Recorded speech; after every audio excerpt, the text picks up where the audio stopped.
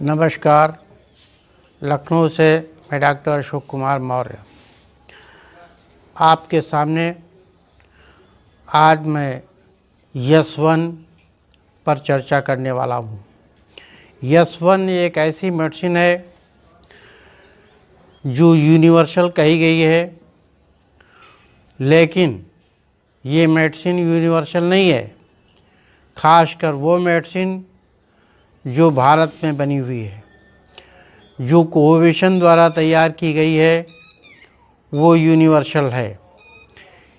इस मेडिसिन को वैसे तो सारे लोगों ने यूनिवर्सल कहा है, लेकिन साथ में ये भी कहा है यदि ये प्रयोग में किसी को हानि पहुंचाती है तो यस1 की जगह पर यस2 का प्रयोग किया जाए या ए3 का प्रयोग किया जाए अथवा यस5 का प्रयोग किया जाए।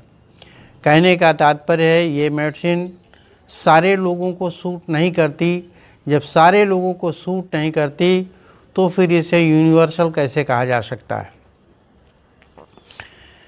हालांकि जो कोवैक्सीन द्वारा तैयार होती है उसे यूनिवर्सल कहा जाता है और उसी को जेसो ने भी यूनिवर्सल कहा है, क्योंकि वो मेडिसिन सारे लोगों को सूट करती है। और जो फर्मेंटेशन द्वारा तैयार की जाती है ये मेडिसिन सारे लोगों को सूट नहीं करती।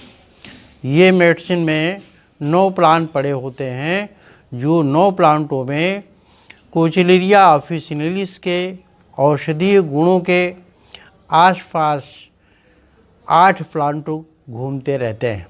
कहने का मतलब है जिस तरीके के कोचिलेरिया ऑफिसिनालिस के औषधीय गुण होते हैं उसी तरीके से इसमें पड़े हुए 8 प्लांट भी औषधीय गुण प्रदान करते हैं, ऐसा थूडरक्रास का मानना है।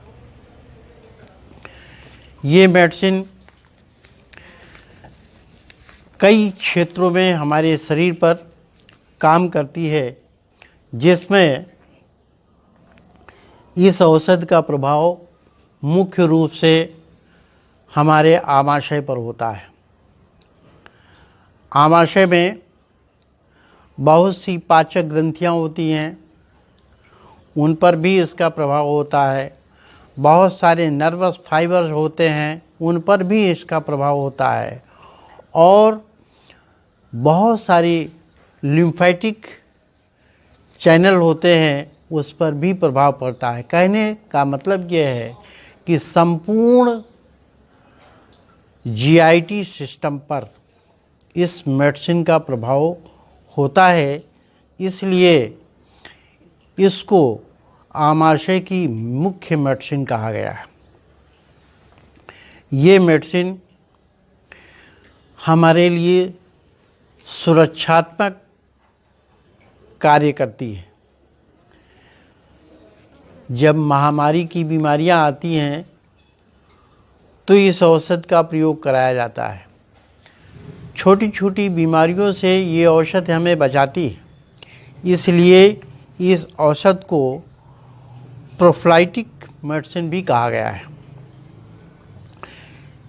इस मेडिसिन का प्रभाव बॉडी के पूरे नर्वस सिस्टम पर होता है, इसलिए पैरालिसिस जैसी बीमारियों में भी इस औषध का प्रयोग किया जाता है। आमाशय में पाचन संबंधी रोगों में इस औषध का प्रयोग किया जाता है, क्योंकि इसका प्रभाव मेटाबॉलिक सिस्टम पर होता है।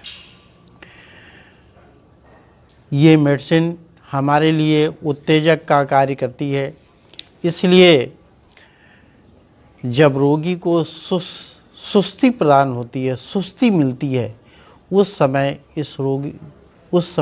रोगी को यस1 देने से स्फूर्ति मिल जाती है।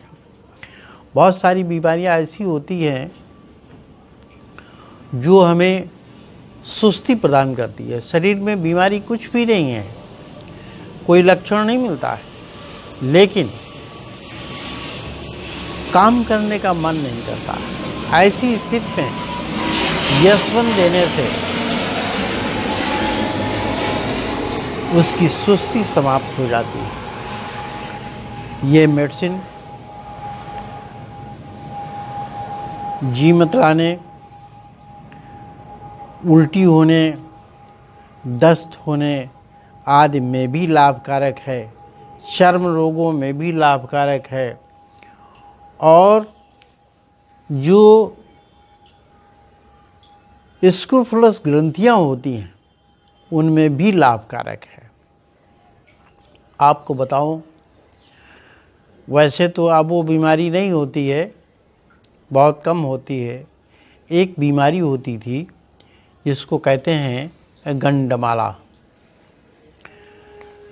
गंड माने गर्दन होती है ये, और माला मीन्स होता है जो इसमें पहना जाता है।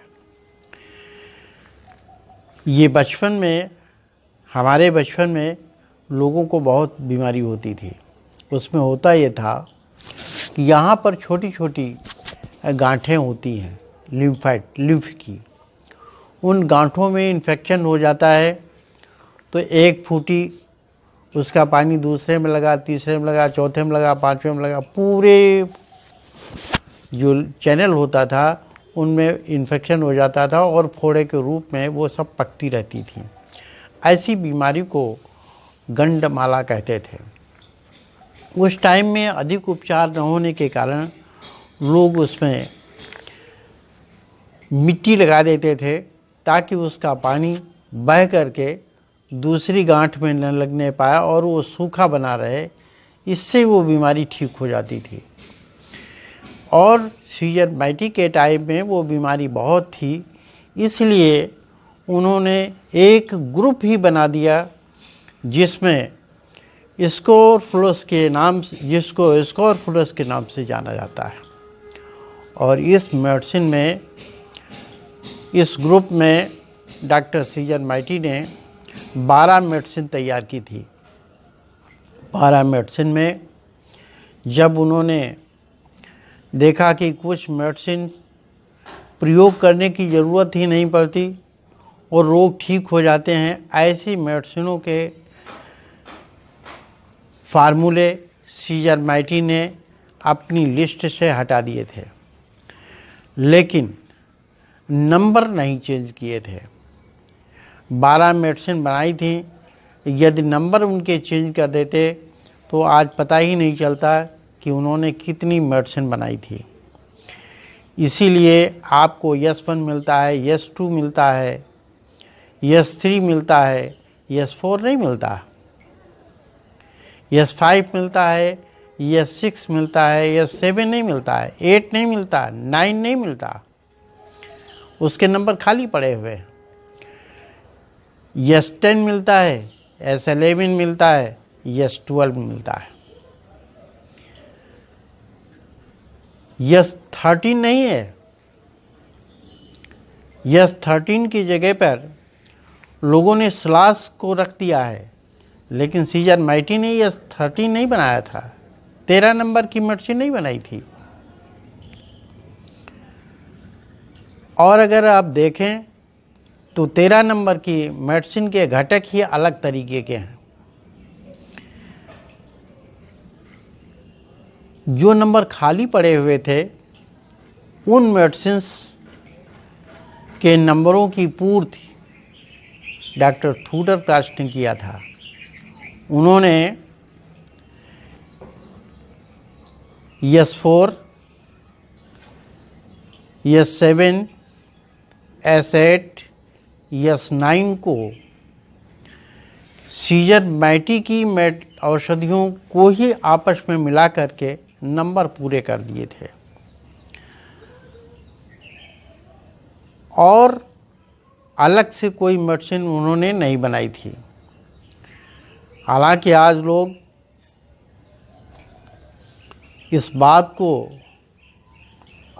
बड़ी उदासीनता के साथ लेते हैं, बहुत घृणा की दृष्टि से देखते हैं कि ये तो थूडर प्राश की बनाई हुई मेडिसिन है, इसको हम इस्तेमाल नहीं करेंगे। मेरा सवाल ये है कि जब आप सीजरमाइटी की बनाई हुई 2 मेडिसिन्स को आपस में मिलाकर प्रैक्टिस कर सकते हैं तो पहले से बनी हुई मेडिसिन से प्रैक्टिस करने में आपको क्या दिक्कत है। यदि आप थुडर क्लास की बनाई हुई मेडिसिन से प्रैक्टिस करते हैं तो आपका औषध पर आने वाला खर्च कम हो जाता है। उदाहरण के लिए, आपने किसी रोगी को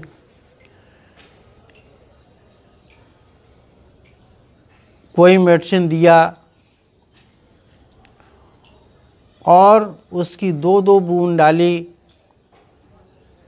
तो 4 बूंद हो गई, लेकिन जो थुडर क्लास ने बनाई है उस मेडिसिन की केवल 2 बूंद डालने से ही आपका पूरा काम हो जाता है, तो आपकी 2 बूंद मेडिसिन बची। इस तरीके से थुडर क्लास की बनाई हुई कॉम्प्लेक्स मेडिसिन सीज़रमेटिक की बनाई हुई मेडिसिन से ज़्यादा प्रभावकारी है, लेकिन बहुत कम लोग थुडर क्लास की मेडिसिन को प्रयोग करते हैं। कारण ये है कि अज्ञानतावश लोग इसका दुष्प्रचार ज़्यादा करते हैं और दुष्प्रचार के कारण लोग मेडिसिन का प्रयोग नहीं करते हैं।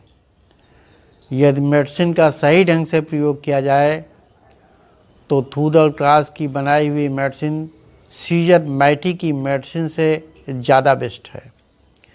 अब यहाँ पर हमारे ऊपर लोग उंगली उठाएंगे कि आप थुडर क्लास के समर्थक हैं। मैं ऐसा कुछ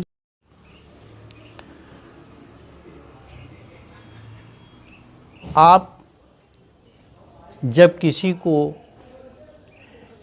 S1 और A1 2 मेडिसिन देनी हो तो अलग अलग अगर 4-4 बूंद डालेंगे तो 8 बूंद हो जाएंगी, लेकिन यदि S7 की 4 बूंद डाल दिया तो उसमें दोनों मेडिसिन पड़ी हैं, S1 और A1, यानी आर्थिक दृष्टि से ये ज़्यादा लाभकारी है। हम बात कर रहे थे S1 की। S1 मेडिसिन का जब हम चुनाव करते हैं तो हमें उसके डाइल्यूशन पर विशेष ध्यान देना चाहिए। डाइल्यूशन इस आधार पर निर्धारित किए जाते हैं कि रोग कितना पुराना है। पुराने रोगों में उच्च डाइल्यूशन और एक्यूट रोगों में निम्न डाइल्यूशन। अब सवाल इस बात का उठता है कि किसको हम पुराना माने, किसको नया माने। 8 दिन का बीमार रोगी भी पुराना हो सकता है, 1 महीने का भी पुराना हो सकता है और 2 महीने का भी पुराना हो सकता है। कन्फ्यूज़न यहाँ पैदा होता है। देखिए, ये प्रैक्टिस है, इस पे डाइल्यूशन का चुनाव आपको करना पड़ेगा। इसमें कोई आपकी मदद नहीं कर सकता। जब आप प्रैक्टिस करते जाएंगे तो आपको अंदाज हो जाएगा कि 8 दिन के पुराने पेशेंट में हमें कौन सा डाइल्यूशन देना चाहिए, 1 महीने पुराने रोगी को हमें कौन सा डाइल्यूशन देना चाहिए और 2 महीने पुराने रोगी पर हमें कौन सा डाइल्यूशन देना चाहिए। जब पुरानी प्रैक्टिस हो जाती है तो आपको किसी गाइड की ज़रूरत नहीं होती। पेशेंट आया, आपने बात किया, साइन सिम्टम देखे और मेडिसिन उठाया, दे दिया और उससे लाभ भी मिलता है। मैं आपको बताऊं,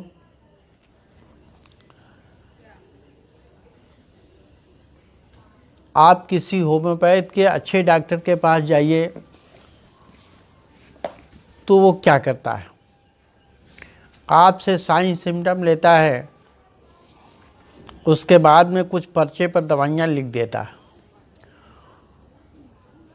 उसके बाद में एक शीशी निकालता है और कहता है मुंह खोलिए, 2 बूंद उसके मुंह में टपका देता है और कहता है दवा ले लो जा करके। अब रोगी ये समझता है कि डॉक्टर साहब ने अपने हाथ से दवा पिला दिया, हमें फ़ायदा हो जाएगा। ये उसकी सोच है। डॉक्टर साहब ने क्या किया ये मैं बताता हूँ। उन्होंने जो एक्यूट लक्षण बताए थे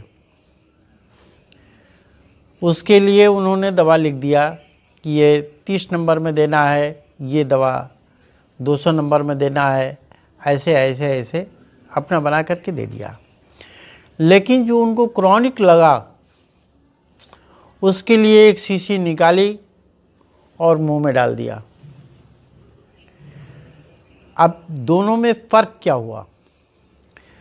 जो एक्यूट होती हैं उनके लिए दवा खानी पड़ती है दिन भर में 3 बार। कुछ दवाएं ऐसी होती हैं जो दिन भर में 2 बार खानी पड़ती हैं। जैसे मैं यहाँ होम्योपैथिक की बात कर रहा हूँ। 30 नंबर की दवा दिन भर में 3 बार खानी होती है। 200 नंबर की दवा दिन भर में 2 बार खानी होती है। और जो 1 mg की दवा होती है उसको 8 दिन में 1 बार रिपीट करते हैं। वो दवा आपके मुंह में डाल दी गई। तो जो क्रॉनिक लक्षण जब समाप्त होंगे तो एक्यूट भी समाप्त हो जाएंगे। एक्यूट की दवा भी अलग से दे दिया है। लेकिन आपके यहाँ क्या है? आपके यहाँ जो डाइल्यूशन है उनमें स्टॉक नहीं लगाते तो पोटेंसी नहीं बनती। डाइल्यूशन में जब स्टॉक लगाओगे तो उनके परमाणु टूटेंगे, पोटेंसी बनेगी। और हाई पोटेंसी नहीं बनाते क्योंकि लोगों को डाइल्यूशन बनाना नहीं आता। अभी मैं एक डॉक्टर साहब के यहाँ बैठा था, उनकी बहुत अच्छी प्रैक्टिस है। उनके यहाँ 30 नंबर की भी दवाएं रखी थी, 200 नंबर की रखी थी। जब मैंने बात किया तो उन्होंने बताया 1000 नंबर की भी दवाएं हमने ऑर्डर कर रखी है, कुछ दिनों में आने वाली है। उन्होंने हाई पोटेंसी इस्तेमाल की है, इसलिए उनकी प्रैक्टिस अच्छी है। और हमने देखा कि वो सोशल मीडिया पर एक्टिव भी नहीं रहते हैं। उनकी अपनी प्रैक्टिस है, अपना अनुभव है, और दवाइयाँ वो जहाँ से मंगाते हों उससे हमारा कोई मतलब नहीं, क्योंकि हम अभी अपनी दवाइयाँ तैयार नहीं करते। हाँ, एक बात है कि जो